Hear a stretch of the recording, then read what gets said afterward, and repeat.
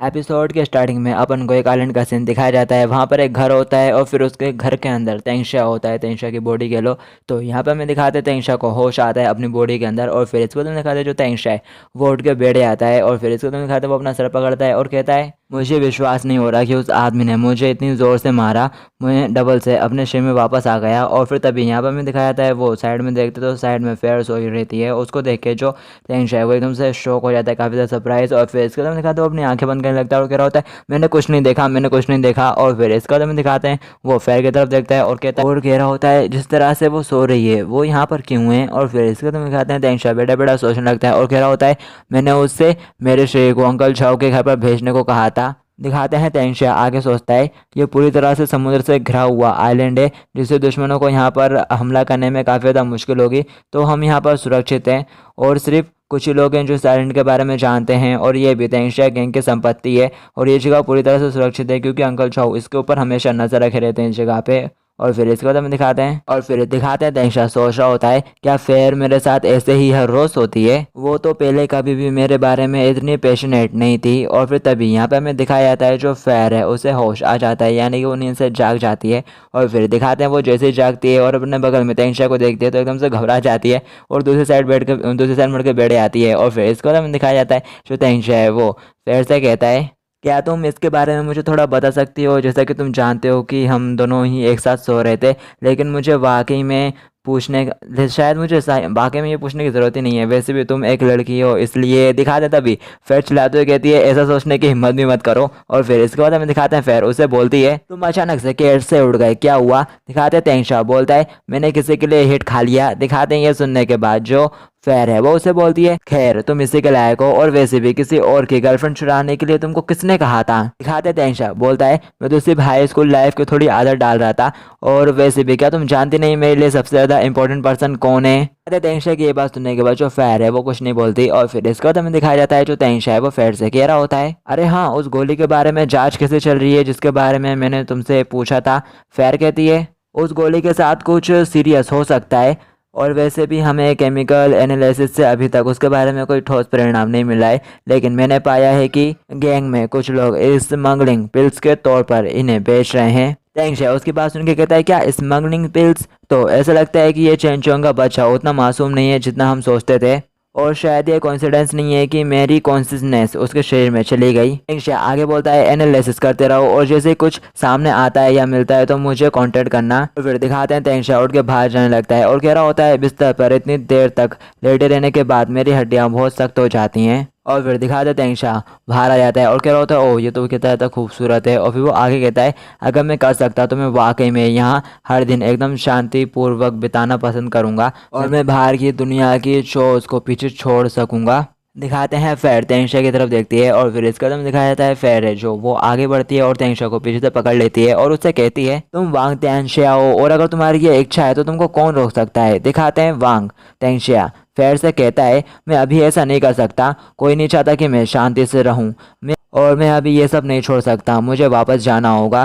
Fair बोलती है अभी तुम्हें अपनी बॉडी में जागे हुए सिर्फ थोड़ा ही तो टाइम हुआ है। दिखाते हैं तेंगशा कहता है मैं कुछ नहीं कर सकता, मैं नहीं चाहता कि वो लोग चिंता करें और मैं तुम्हारी टेडी बेयर अंडरवेयर को मिस करूंगा। दिखाते हैं उसके ये कहने के बाद जो तेंगशा है वो सोच रहा होता है मुझे अब अचानक से एक किलिंग इंसेंस क्यों महसूस हो रहा है। और फिर तभी यहाँ पे हमें दिखाया जाता है जो फेयर है वो तेंगशा को एक जोरदार पंच मारती है और उसे कहती है तुम सुअर हो। फिर इसके बाद हमें डायरेक्ट हॉस्पिटल का सीन दिखाया जाता है और फिर इसके बाद हमें दिखाया जाता है चेन जियोंग को जिसको होश आ जाता है और तेंगशा ही इसकी बॉडी के अंदर है। तो यहाँ पे तेंगशा डबल से आ गया चेन जियोंग की बॉडी के अंदर और वो सोच रहा होता है अरे वो सुअर के बारे में क्या बात कर रही थी यार फेयर, क्या फेयर को पोर्क पसंद है। दिखाते हैं फिर वो उठ के बैठने लगता है और कह रहा होता है क्या मैं हॉस्पिटल में हूँ, मैं वापस आ गया। ईशा आगे कहता है अरे मेरी पीठ इतना दर्द क्यों है। और फिर तभी यहाँ पे हमें दिखाया जाता है जो रोलेन है ना उसको वो भी उड़ी आती है और वो चेंचों के बगल में ही सो रही थी। और फिर इसके बाद दिखाते हैं वो चेंचों को उठा दे के कह रही होती है ओ चेंचों तुम उठ गए।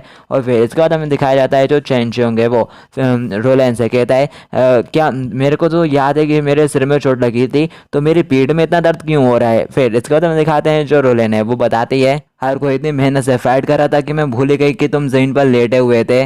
और फिर वो फैटी और फिर इसके बाद हमें दिखाया जाता है जो रुलन है वो बोलती है मैं उसकी तरफ से माफ़ी मांगती हूँ। और फिर रुलन आगे कहती है लेकिन तुमने आज जो किया उसके लिए तुम्हारी वाकई में तारीफ़ करनी चाहिए। मुझे काफ़ी ज़्यादा हैरानी हुई कि तुमने सन जांगडोंग के लिए हिट ले लिया। और फिर रुलन आगे कहती है क्या अभी भी दर्द हो रहा है? शायद मुझे तुम्हें बेहतर महसूस कराने के लिए थोड़ा फूकना चाहिए। और फिर तभी यहाँ पर दिखा देते हैं तेंक्षा कह रहा होता है मुझे यहाँ पर दर्द नहीं हो रहा है, ये मेरी पीठ है जो दर्द कर रही है। और वो क्या कहते हैं रुलन की तरफ देखते हुए सोच रहा होता है ये लड़की इतनी अच्छी तरह से आखिर कैसे बड़ी हो रही है। और फिर तभी यहाँ पे किसी की एंट्री होती है जो कि चेंजियोंग को आवाज़ देता है उसका नाम चिल्लाते हुए। दिखाते हैं चेंजियोंग उसकी तरफ देखता है और रुलन भी उसकी तरफ देखते हैं। और फिर यहाँ पे हमें पता चलता है ये मे रहती है। और फिर इसके बाद हमें दिखाया जाता है दिखाते हैं तेंक्षा मेरे को देख के कह रहा होता है अरे मैं तुम यहाँ पर क्यों हो, क्या कर रही हो? दिखाते हैं मैं उससे बोलती है क्या हुआ, क्या मैं यहाँ पर नहीं हो सकती? क्या कोई दूसरा है जो यहाँ पर आने वाला था? दिखाते हैं जो तेंक्षा है वो उससे कहता है अरे अरे गलत मत समझो। और फिर इसके बाद हमें दिखाया जाता है जो मैं है वो तेंक्षा के ऊपर छटकती है उसको डांटते हुए कह रही होती है तुमने वादा किया था कि तुम लड़ाई करना बंद कर दोगे, तुमने फिर से लड़ाई की और झूठ बोला।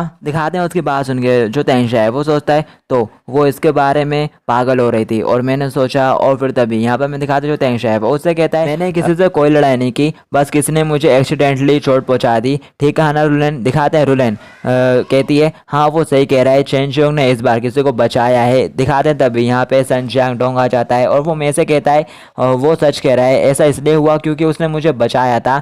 चेंजियोंग झूठ नहीं बोल रहा है, वो लड़ाई नहीं उसने कोई लड़ाई नहीं की है, वो लड़ाई नहीं कर रहा था। और फिर इसके बाद हमें दिखाते हैं सन जांगडोंग तेंक्षा से कहता है मैंने तुम्हारे मेडिकल बिल को पे कर दिया है, अच्छी तरह से आराम करो। दिखाते हैं ये सुनने के बाद जो तेंक्षा है वो उसे थैंक यू बोलता है। और दिखाते हैं मैं आगे बढ़ती है और तेंक्षा का कान पकड़ती है और उसे डांटते हुए कहती है मैं तुमको कुछ दिनों की छुट्टी देने के लिए स्कूल में बात करूंगी और क्या तुम फिर से लड़ने की हिम्मत करोगे? लड़ाई मत करना और ना ही तुम अब लड़ाई देख सकते हो, क्या तुम समझे जो मैं तुमसे कह रही हूँ? दिखाते हैं तेंक्षा कहता है हाँ हाँ ठीक है अब छोड़ो ये दर्द कर रहा है। और फिर इसके बाद हमें दिखाते हैं सन जांगडोंग कह रहा होता है अरे ये लड़की कौन है? दिखाते हैं जो रुलन है वो बताती है ये लड़की चेंजियोंग के क्लासमेट है और उसके बचपन के स्वीट हार्ट। दिखाते हैं ये बात सुनने के बाद जो सन जांगडोंग है उसे काफ़ी बड़ा सदमा लगता है और कहता है क्या उसके बचपन के स्वीट हार्ट? सन जांगडोंग आगे कहता है उसके पास तो पहले से ही एक बचपन के स्वीट हार्ट है और वो अब मेरी गर्लफ्रेंड के लिए मुझे ही चैलेंज कर रहा है। और फिर इसके बाद हम दिखाते हैं जांगडोंग की बात सुनने के बाद जो मैं है वो कह रही होती है क्या एक चैलेंज? और फिर इसके यहाँ पे हमें दिखाया था रुलन सामने आती है और उसे सारी बात एक्सप्लेन करती है और कहती है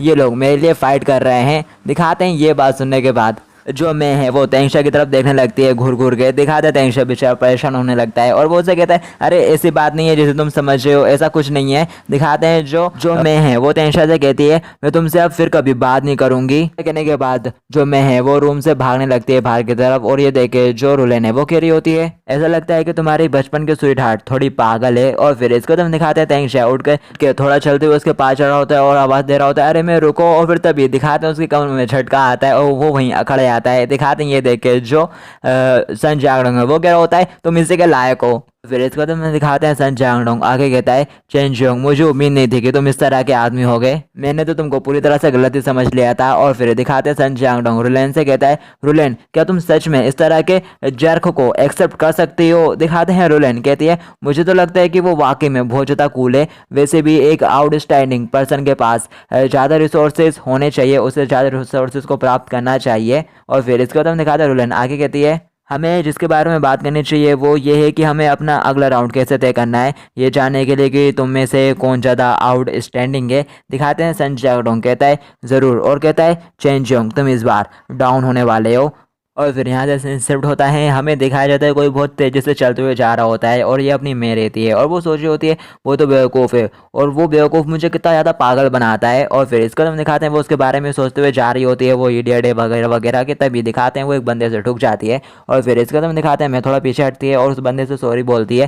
दिखाते हैं वो बंदा मैं से कहता है अरे चिंता मत करो क्या तुम ठीक हो छोटी लड़की? कहते हैं वो बंदा मैं से आगे बोलता है क्या तुम जानती हो कि बार्ड 250 कौन सा है? दिखाते हैं उसकी बात सुन के जो मैं है वो सोच रही होती है क्या 250 ये तो क्या कहते हैं चेंजियों का बाढ़ है। और क्या वो चेंजियों से मिलने आया है और उसके पीछे के दो आदमी कितने डरावने लग रहे हैं वो देखने में। और फिर इसके बाद हमें दिखाया जाता है जो हमें है वो लोग रास्ता बताते हैं कि इधर इधर से जाओ पहुंच जाओगे। दिखाता है वो बंदा जाने लगता है वहाँ से और मेरे को थैंक यू बोलता है। और फिर इसके बाद हमें दिखाते हैं जो सन शांगडोंग है वो तेंगशा के ऊपर चिल्ला रहा होता है, कह रहा होता है तुम जर्क कमीने, तुम्हारे पास पहले से ही एक बचपन के स्वीट हार्ट है, फिर भी तुम मेरे साथ रुलेन के लिए लड़ाई कर रहे हो और ये बात तुम अच्छे से जान लो, तुमको सब कुछ नहीं मिल सकता। दिखाते हैं जो तेंगशा है वो कह रहा होता है तुम कितने अनोइंग हो, सिर्फ बच्चों को ये डिसाइड करने की जरूरत है। और फिर दिखाते हैं वो लड़े आता है और कह रहा होता है मेरे को बहुत नींद आ रही है। और फिर इसके बाद दिखाते हैं वो सन शांगडोंग से कहता है तुम ही थे जिसने पहले मुझे आगे चैलेंज किया था और ये सब शुरू किया था, और अगर तुम इसे बंद करना चाहते हो इन सब को तो इससे मुझे कोई आपत्ति नहीं है। और फिर इसको हमें दिखाया जाता है सन शांगडोंग को जो कि काफी ज्यादा गुस्सा कर रहा होता है। और फिर तभी यहाँ पे हमें दिखाते कोई आता है और सन शांगडोंग को आवाज देता है और कहता है हो सन शांगडोंग तुम भी यहाँ पर हो। दिखाते हैं सन शांगडोंग पीछे की तरफ मुड़ के देखता है और उस बंदे से कहता है अरे चाचा जी आप यहाँ पर क्यों हो। दिखाते हैं उसके अंकल कहते हैं मैंने सुना कि तुम एक लड़ाई में उलझ गए और तुम्हें चोट लग गई, इसलिए मैं यहाँ पर तुमसे मिलने आ गया।